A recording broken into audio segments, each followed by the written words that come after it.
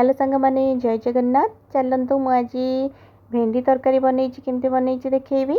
तो ये देखो भेंडी एमती नहीं कि काटी दे छोट छोट करी। भेंडी मसला मुझे पियाज रसुण सोरिष शुखिला लंका ताको एमती पेस्ट बनई देची।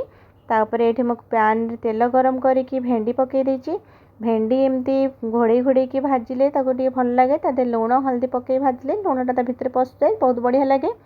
तो एमती घोड़े घोड़े भाजिला देखो बढ़िया से भाजी हो गलानी। बेसी भाजिले सेटा टिके टेस्ट भल लगे। तो एमती भाजीला मुझे काढ़ी देकी जस्ट अल्प तेल पकईकी मुझे मसला को पकई सोरष मसला तादे लुण हल्दी कटा टमाटो देकी गोलई देची।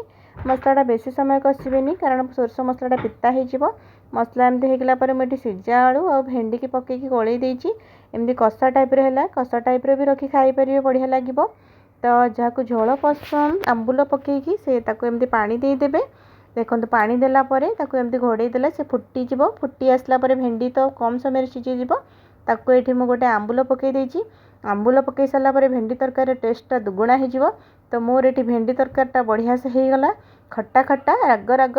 तो भेंडी तरकारीटा केते सुंदर देखा जाउची। भेंडी तरकारी देखिए तो मत बहुत जोर भोक लगे।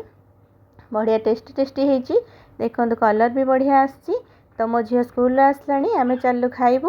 मो झील मुझे बाढ़ी देती भात ये भेंडी तरकारी डालमा करी ये शाग भाजी आंब गोटे देती कदली भजा काकुड़ी एमती। तो मो झील भेंडी तरकारी आग खाए ताकू भी से सूपटा बहुत बढ़िया लगे।